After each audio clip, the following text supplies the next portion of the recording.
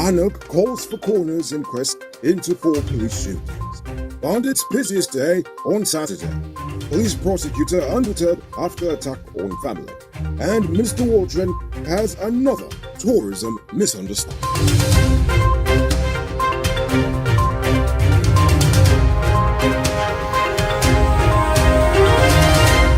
I'm Larry Belford and welcome to tonight's edition of Uncut News. Do you see news happening around you? Send us a tip on WhatsApp at 592-659-6151. Opposition party Anug is calling for coroner's inquest into the recent spike of police shooting deaths in the past 2 months. More specifically, the party wrote to the courts seeking inquest into the police shooting deaths of Shmar Bourne, David Smith, Kwesi Jupiter, and of course, Orrin Boston. Anug said it's interested in promoting transparency and fighting corruption as well as the abuse of state and police power. The request follows the DPP's request for an inquest into Peter Hadley's shooting. The police have a severe shortage of investigators, according to Acting Deputy Police Commissioner Wendell Blonham. He attributed the shortage of these personnel to resignations, retirements, transfers to other regions as part of disciplinary actions for infractions, and an absence of training of investigators due to the pandemic. When in doubt, blame the Rona.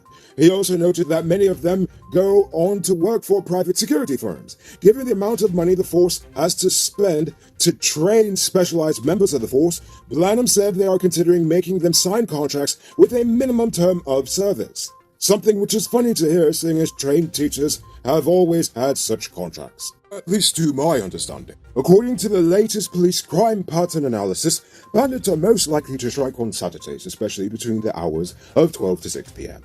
The president also detailed that analysis had also allowed them to determine that 37.7% of all armed robberies occur in the streets, whilst 33.6% take place at businesses. So remember that next time you get invited to a Saturday afternoon line. Aubrey Norton is now leading a boycott against MoneyGram. On Friday, he complained that MoneyGram had denied him service because he's a political figure. But Newsroom basically insinuated that America has yet to forgive him and the rest of the PNC for the big rig of 2020. So he's still blacklisted. Now it's time to tell you about Best Buy's car of the day. Currently on sale is 2016 BMW X1.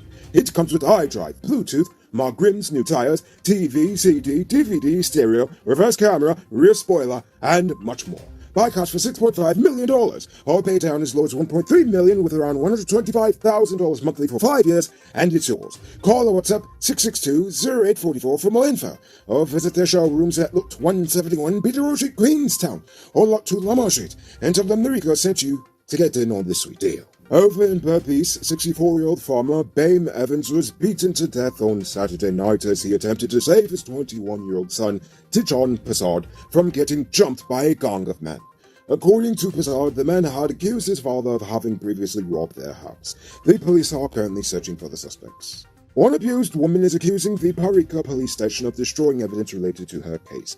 45-year-old Simone Safi told the Newsroom that she made multiple reports against a woman who has allegedly abused her over the years. But in the recent report, all of the evidence has gone missing. The suspect's son is said to be a CID rank who is stationed there, and Safi believes he may have something to do with the missing evidence. She has since filed a complaint with Region 3 Police Commander Errol Watts. Police Prosecutor Corporal Hemchan Sukna said that he is undeterred from doing his job, even after 2 gunmen shot at him and his family outside of their home last week. Sukna said he had previously received death threats from a released prisoner whom he suspects is actually behind the shooting.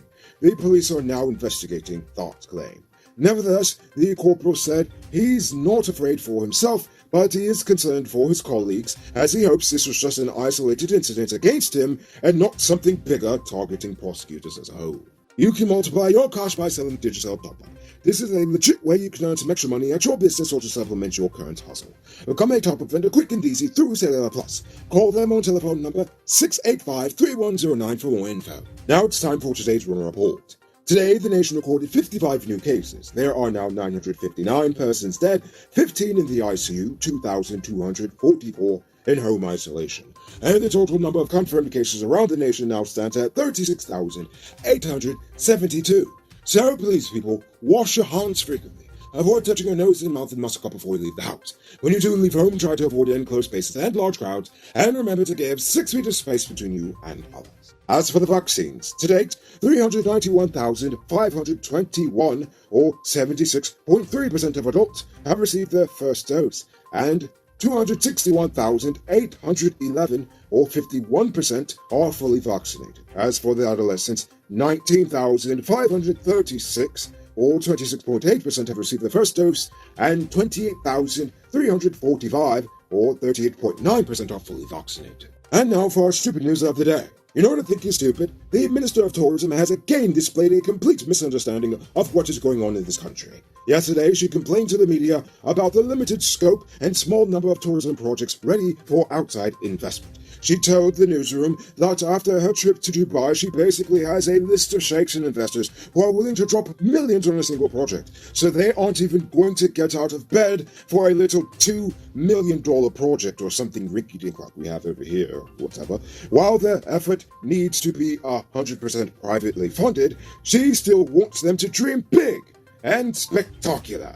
But we need to get our act together if we are going to capitalize on this opportunity. Now, while I agree with her, we do need to dream big, I would also say that she needs to save the disappointment for her colleagues in politics who've stymied the growth of the industry through poor policy planning and not the tourism operators themselves. Because, you know what? Here's a fun fact about Guyana. Most hotels, guest houses, restaurants, and other attractions outside of Georgetown are not big corporations like the Marriott. They are small family-run establishments that are barely making any profit. Plus, the government doesn't give them millions of dollars in duty-free concessions, unlike the mining industry. This brings me to my second point. On one hand, she is boasting that the attractions are all cheap across the nation. Then on the other hand, she's complaining that they are thinking too small. How are they supposed to think big if they have never even had access to big money in the first place, in the form of customers or investment? Am I the only one who's seeing the disconnect here? It seems like this week the minister is more interested in criticizing everyone but the right person and not offering any real solutions, just a set of marketing buzzwords that sound nice, which is foolish because I could do it too. Synergy, economic growth, anti-disestablishmentarianism. See, I could use smart words too. Ha-ha!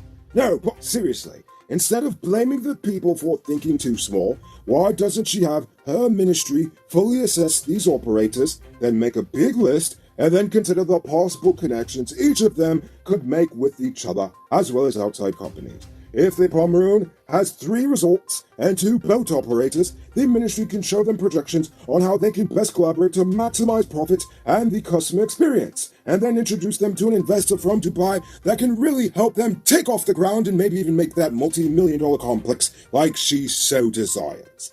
Now, that's just one suggestion. But all I'm trying to say is that if the government ministers really believe that you can chastise people into becoming rich, then that thought is pretty stupid. Boom! My name is Mudwater from Guyana Uncut. I have a big truck. Note, I didn't say I have the big truck. I have a big truck. When I need affordable parts for my truck, I only go to one place. Powered Automotive Truck Spares and Engine Parts. They stock parts for DAF, Freightliner, International, and Mack trucks. Also, all genuine Cummins engine spares. They're also the authorized dealer in Guyana for Hammer parts. And as a wise man once said, don't DPS.